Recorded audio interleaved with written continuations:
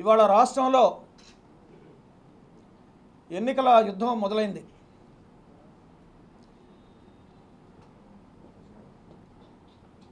ఈ ఎన్నికల్లో ప్రత్యేకత ఏంటంటే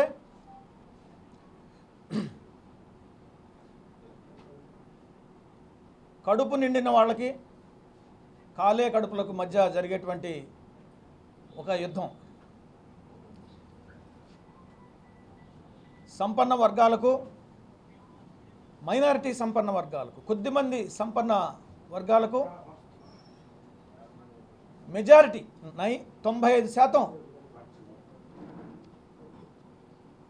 వెనుకబడిన వర్గాలకు జరిగేటువంటి ఒక ఎన్నికల రణరంగం.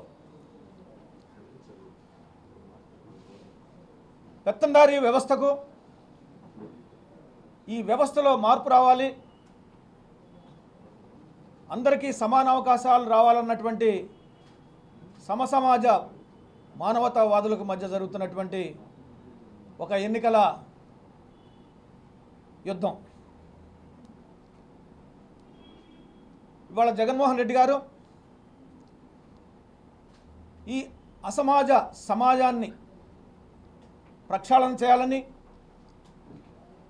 అవినీతితో కూడుకున్నటువంటి రాజకీయాలకు చర్మగీతం పాడాలని, అసమర్థ పరిపాలన అంతం చేయాలని, సుస్థిరమైన సుపరిపాలన అందించాలని చెప్పేసి గత 4.5 సంవత్సరాలుగా ఎంతో ప్రయాసపడటం మనం చూస్తూ ఉన్నాం. ఆ రోజు బాబాసాహెబ్ డాక్టర్ అంబేద్కర్ మన రాజ్యాంగాన్ని ఆమోదించుకుంటున్నటువంటి రోజున రాజ్యాంగ సభలో భవిష్యత్ పాలకులకు ఒక హెచ్చరిక చేశారు. బ్రిటిష్ వాళ్ళను మనం తరిమేసి స్వతంత్రాన్ని సాధించుకున్నాం.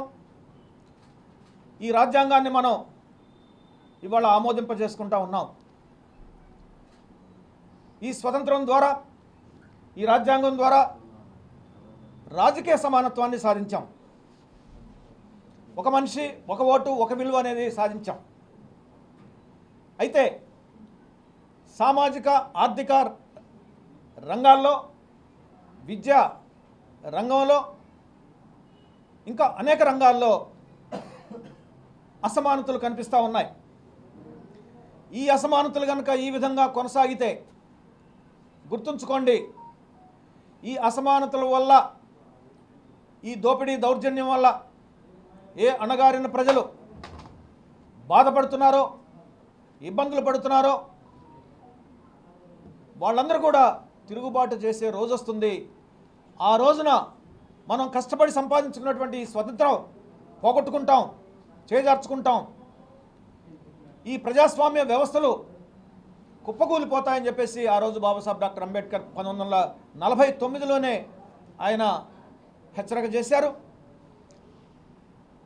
జగన్మోహన్ రెడ్డి గారు అంబేద్కర్ గారి యొక్క ఆశలకు కట్టుబడి, ఆయన ఆశయాలను ముందుకు తీసుకెళ్తూ, ఆయన ఆదర్శాలను అమలు చేస్తూ, ఆయన బాటలో నడుస్తూ ఆ రోజు బాబాసాహెబ్ అంబేద్కర్ చెప్పినటువంటి, ఆయన ఇచ్చినటువంటి ఒక రోడ్ మ్యాప్ ఏదైతే ఉందో, సూచన సలహా ఏదైతే ఉందో, ఆ సలహాను తీసుకుని ఇవాళ సమాజంలో అన్ని రంగాల్లో ఈ అసమానతలను రూపుమాపటానికి ఒక విప్లవకారుడు వలె, ఒక ఉద్యమకారుడు వలె ముఖ్యమంత్రి హోదాలో ఉండి చేస్తున్నటువంటి ఈ కృషి ప్రజలు గమనిస్తూ ఉన్నారు.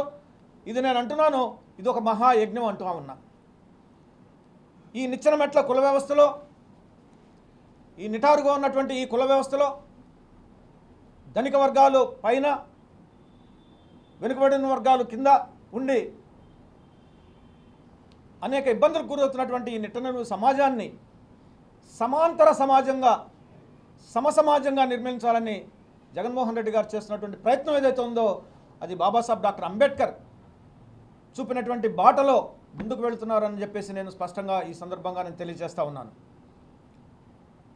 మిత్రులారా, 120 సంక్షేమ పథకాల ద్వారా అక్షరాల 2,55,000 కోట్ల రూపాయల నిధుల్ని నేరుగా లబ్ధిదారుల ఖాతాకు ఈరోజు వెళ్తున్నాయంటే దళారుల ప్రమేయం లేకుండా, అవినీతికి తావు లేకుండా, మధ్యవర్తుల ప్రమేయం లేకుండా నేరుగా లబ్ధిదారుల ఖాతాకి 2,55,000 కోట్ల రూపాయల నిధులు వారికి సంక్షేమ పథకాల ద్వారా అందుతున్నాయంటే ఇది ఒక చరిత్ర కాదా భారతదేశ రాజకీయాల్లో అని చెప్పేసి నేను అడుగుతా ఉన్నాను. ఈ ప్రతిపక్షాలు ఎవరైతే ఉన్నారో అది టీడీపీ కానీ, జనసేన కానీ, ఇతర పార్టీలు ఏవైతే ఉన్నాయో వాళ్ళని నేను సూటిగా ప్రశ్నిస్తూ ఉన్నాను. ఇంత పెద్ద ఎత్తున పేద ప్రజలకు వాళ్ళ జీవితాలు బాగుపడాలని, ఆర్థికంగా నిలబడాలని, ఆర్థిక స్వావలంబన సాధించాలని, ఇతరుల మీద ఆధారపడకుండా స్వతంత్రంగా నిలబడి సమాజంలో గర్వంగా తలెత్తుకుని తిరగాలి, ఆర్థికంగా పరిపుష్టి చెందాలని చెప్పేసి ఈరోజు జగన్మోహన్ రెడ్డి గారు చేస్తున్నటువంటి ఈ ప్రయత్నం ఏదైతే ఉందో దీన్ని మీద కాదంటారా? ఇది తప్పని కానీ, ఇది మంచి పద్ధతి కాదని కానీ చెప్పే ధైర్యం ప్రజలకు చెప్పే ధైర్యం మీకు ఉందా అని చెప్పేసి నేను ఈ సందర్భంగా సవాల్ చేస్తూ ఉన్నాను. ఈ విషయంలో, ఈ సంక్షేమ పథకాల అమలు విషయంలో బహిరంగ చర్చకు మీరు సిద్ధమేనా అని చెప్పేసి నేను వాళ్ళని ప్రశ్నిస్తూ ఉన్నా, సవాల్ చేస్తూ ఉన్నాను.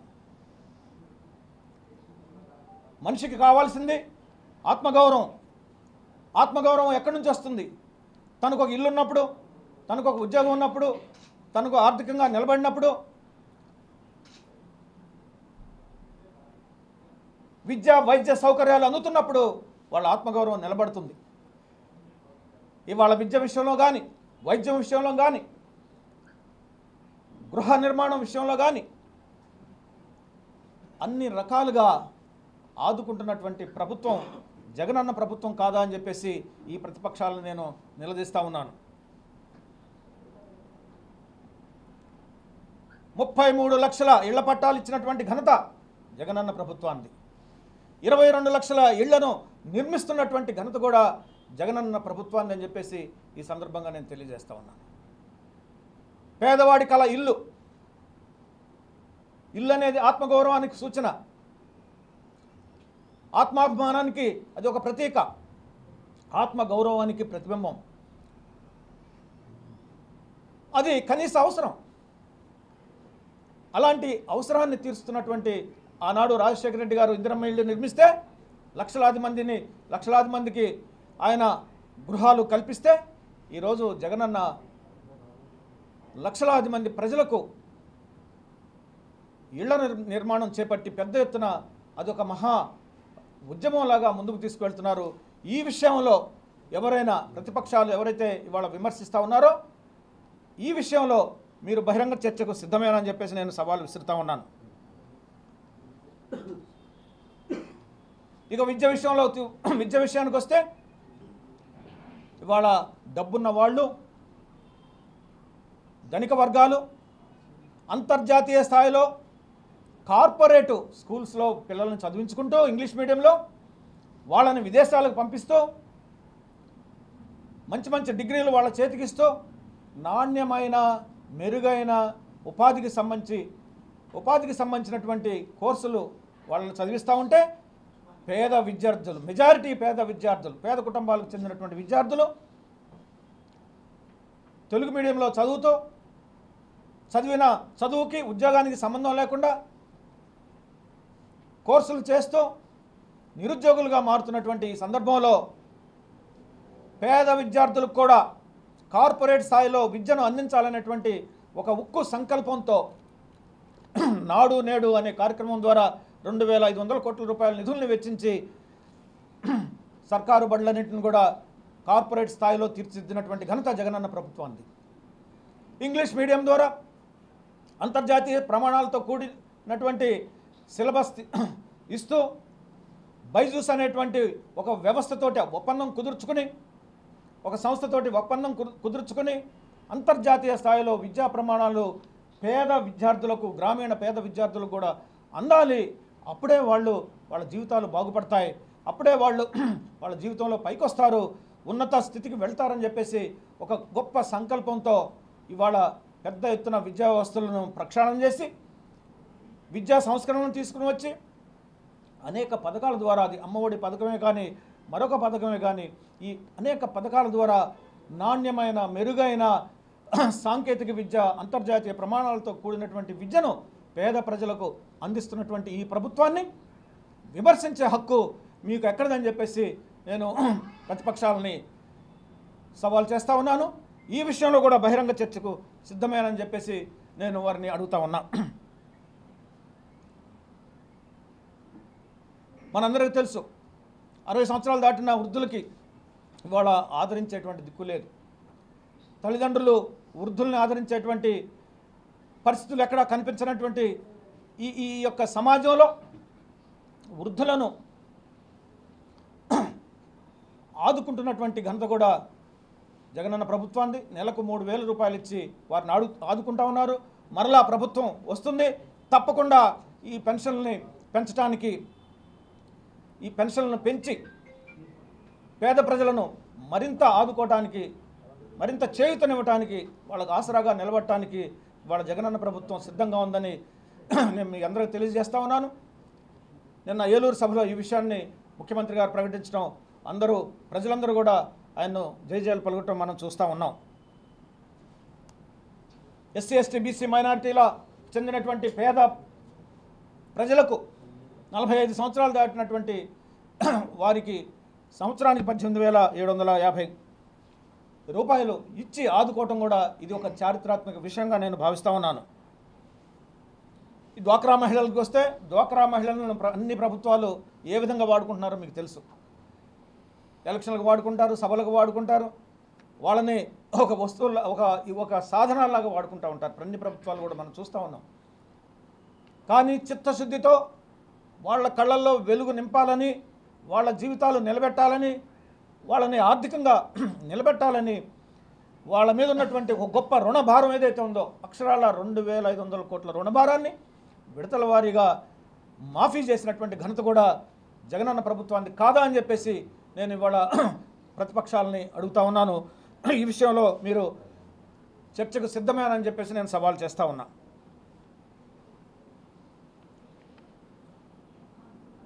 మనకు తెలుసు గవర్నమెంట్ హాస్పిటల్స్ పనితీరు. ఒకప్పుడు మన జీజీహెచ్లో ఎలుకలకు నిలయంగా ఉండి పేషెంట్లను పీక్కుతున్నటువంటి రోజులు కూడా మనం చూసాం. ఇలాంటి పరిస్థితుల్లో అన్ని గవర్నమెంట్ ఆసుపత్రులను, ప్రభుత్వ ఆసుపత్రులన్నింటిని కూడా పునర్నిర్మాణం చేసి, రెనోవేషన్ చేసి, ఆ వ్యవస్థను సమూలంగా ప్రక్షాళన చేసి పేద ప్రజలకు ఆరోగ్యశ్రీ ద్వారా ఇవాళ 25 లక్షల వరకు కూడా పరిమితిని పెంచి పేదవారికి ఉచితమైనటువంటి, మెరుగైనటువంటి ఉచిత వైద్యం అందించడం ఒక ఎత్తు అయితే, మెరుగైన వైద్యం అందించడం అది చాలా ముఖ్యమైనటువంటి విషయం. మెరుగైనటువంటి, నాణ్యమైనటువంటి కార్పొరేట్ హాస్పిటల్స్కి స్థాయిలో ఈరోజు ఉచిత వైద్యం అందిస్తున్నటువంటి ఘనత ఆనాడు రాజశేఖర రెడ్డి గారు మొదలు పెడితే ఈ యొక్క మహా కార్యక్రమం ఇవాళ దాన్ని అంచెలంచెలుగా పెంచుకుంటూ పోతూ ఆ కార్యక్రమాన్ని పెద్ద ఎత్తున అమలు చేస్తున్నటువంటి ఘనత ఆయన కుమారుడు జగనన్నదని చెప్పేసి సందర్భంగా తెలియజేస్తా ఉన్నాను. 17 మెడికల్ కాలేజీలు సాధించినటువంటి ఈ రాష్ట్రానికి ఘనత కూడా జగన్మోహన్ రెడ్డి గారిది. ఇవాళ ఈ 17 కాలేజీలు కనుక నిర్మాణం పూర్తయితే మొత్తం ఆంధ్రప్రదేశ్ మొత్తం కూడా ఆరోగ్య ఆంధ్రప్రదేశ్గా మారబోతుంది. ఏ ఒక్కరు కూడా అనారోగ్యంతో బాధపడకుండా అందరికీ మెరుగైనటువంటి వైద్యం అందేటువంటి పరిస్థితి ఉందని చెప్పేసి సందర్భంగా తెలియజేస్తా ఉన్నా. ఇక అభివృద్ధి విషయానికి వస్తే సీ పోర్టులను చూస్తున్నాం.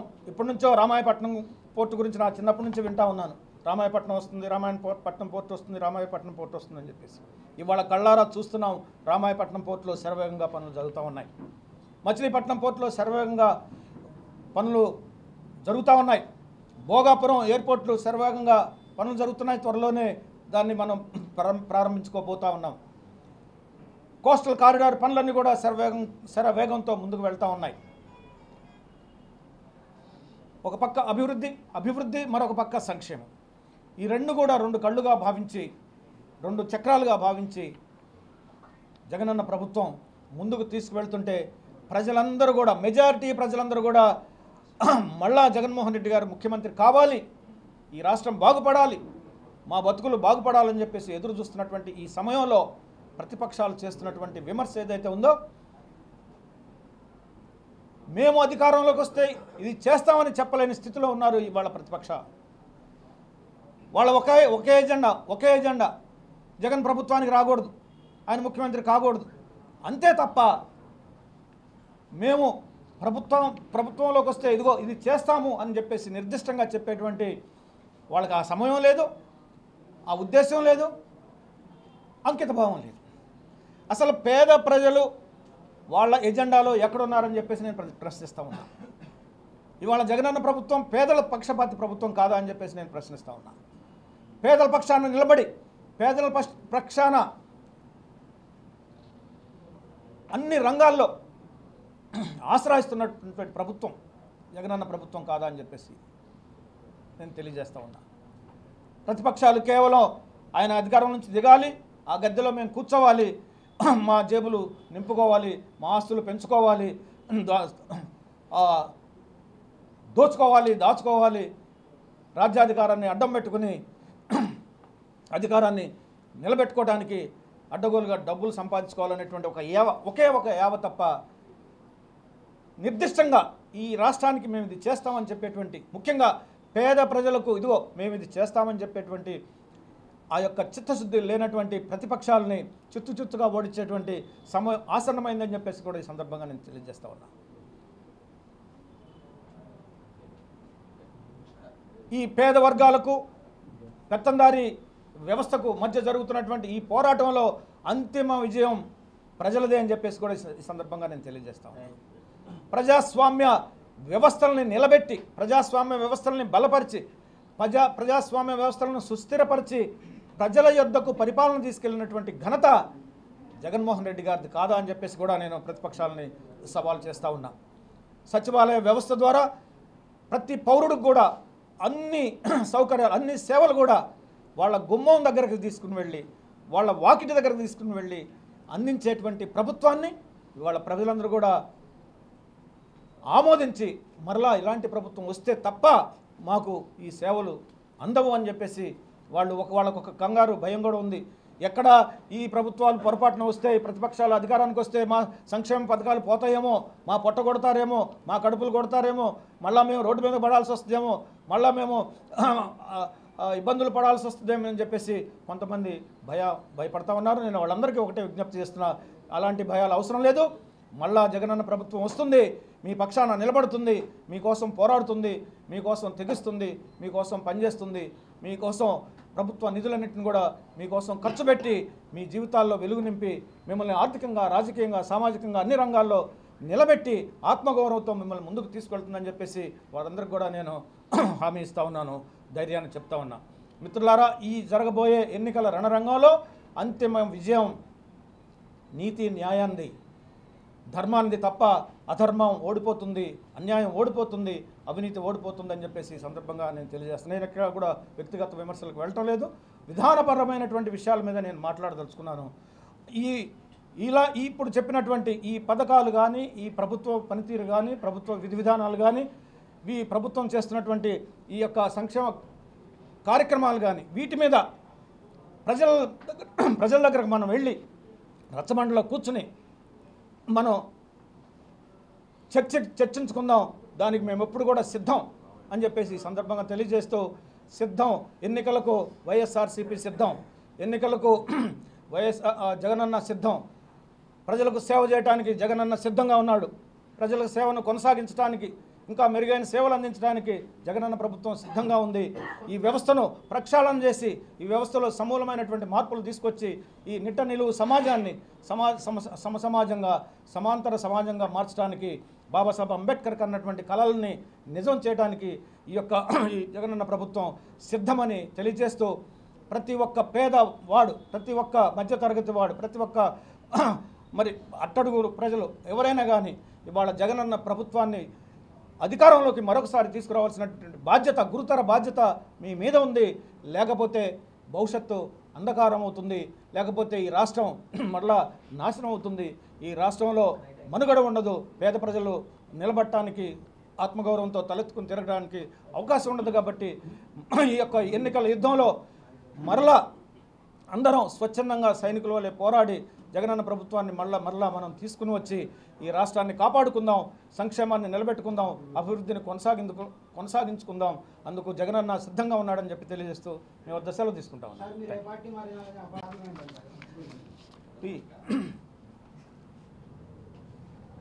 ఒకటి వ్యక్తిగత కారణం, రెండు సిద్ధాంతపరమైనటువంటి కారణాలు. నేను తెలుగుదేశం పార్టీలో ఉన్నప్పుడు నా మీద జరిగినటువంటి దాడులు, అవమానం పార్టీలోనే మీ అందరికీ తెలుసు, ఏన్ని మళ్ళీ చెప్పాల్సినటువంటి అవసరం లేదు. ఫిజికల్గా భౌతికంగా నా మీద అదే పార్టీ నాయకులు, కార్యకర్తలు దాడి చేశారు. ఆత్మగౌరవం లేని చోట ఎట్లా ఉంటామని చెప్పండి, ఏమైనా అవకాశం ఉంటుందా? ఇట్లా మనం ప్రజాసేవ చేయాలి. ఎక్కడ ఏ ప్లాట్ఫామ్ అయితే మంచి ప్లాట్ఫామో అక్కడ వెతుక్కుంటూ వెళ్తాం. అక్కడ ఆ ప్లాట్ఫామ్ ద్వారా, ఆ పార్టీ ద్వారా ప్రజలకు సేవ చేయడానికి ముందుకు వెళ్తాం తప్ప కేవలం అధికారం కోసమే, కేవలం పదవుల కోసమే అని కాకుండా ప్రజలకు సేవ చేయాలి.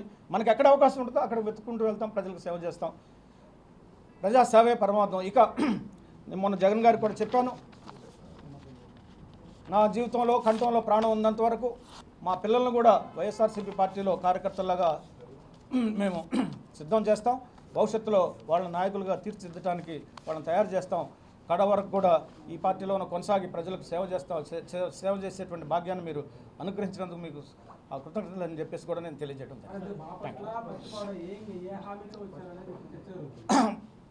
సీటు విషయం నేను ఎప్పుడు ప్రస్తావించలేదు. స్వచ్ఛందంగా అన్కండిషనల్గా నేను ఈ పార్టీలో చేరటం జరిగింది. అది జగన్మోహన్ రెడ్డి గారికి స్పష్టం చేశాను. నాకు కావాల్సింది, నేను మొదటి నుంచి కూడా అంబేద్కర్ వాదిని, కన్షీరామ్ గారి శిష్యుడిని. ఎస్సీ ఎస్టీ బీసీ మైనారిటీల భావాజాలంతో పోరాటాలు చేసిన వాడిని. ఇవాళ జగన్మోహన్ రెడ్డి గారు ఎస్సీ ఎస్టీ బీసీ మైనారిటీలను హక్కును చేర్చుకుని వారి కోసం పోరాటం చేస్తూ ఉన్నారు, వారి కోసం నిలబడుతున్నారు. ఆ నినాదం నాకు నచ్చింది. ఆ నినాదం నా యొక్క ఐడియాలజీ, ఆదర్శం. అంబేద్కర్ బాటలో వారు వెళుతున్నారు కాబట్టి 2004 అడుగుల ఎత్తైనటువంటి ప్రపంచంలో అతి పెద్ద అంబేద్కర్ విగ్రహాన్ని స్థాపించిన ఘనత జగన్మోహన్ రెడ్డి గారిది.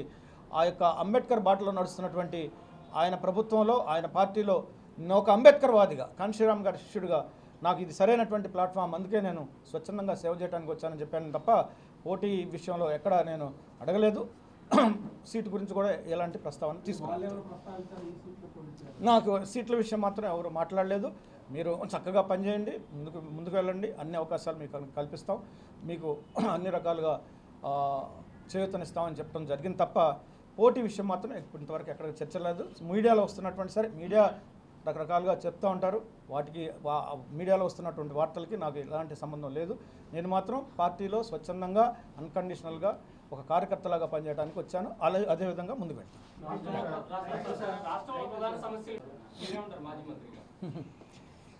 నేను ఒక విషయం చెప్తా. సోనియా గాంధీ గారు ఒక విషయం చెప్పారు ఆ మధ్య. నేను ఢిల్లీలో ఒక మీటింగ్లో పాల్గొనడం జరిగింది గత 4 నెలలు. ఇవాళ కాంగ్రెస్ పార్టీ రాజశేఖర రెడ్డి గారి బొమ్మ ముందు పెట్టుకుని రాజశేఖర రెడ్డి గారు పేరు వాడుతూ రాజశేఖర రెడ్డి గారి ఉన్నటువంటి మంచితనాన్ని వాళ్ళు వాడుకుంటూ రాజకీయానికి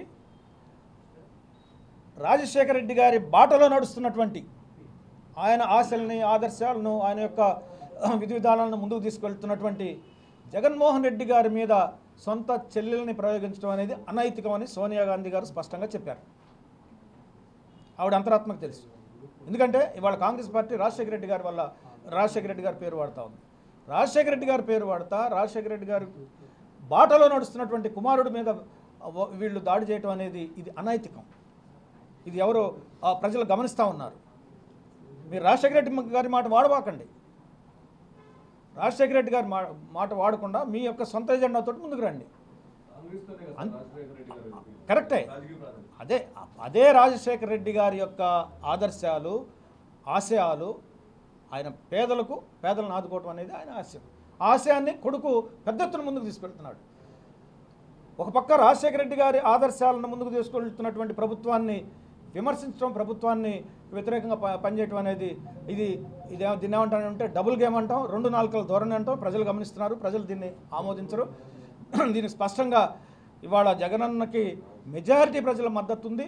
తప్పకుండా ఎన్ని పార్టీలు కలిసి వచ్చినా కానీ ఈ యొక్క పార్టీని ఓడించడం అసాధ్యం, అది జరగని పని. ఎందుకంటే ప్రజలు ఆయన పక్షాన ఉన్నారు. నమస్తే.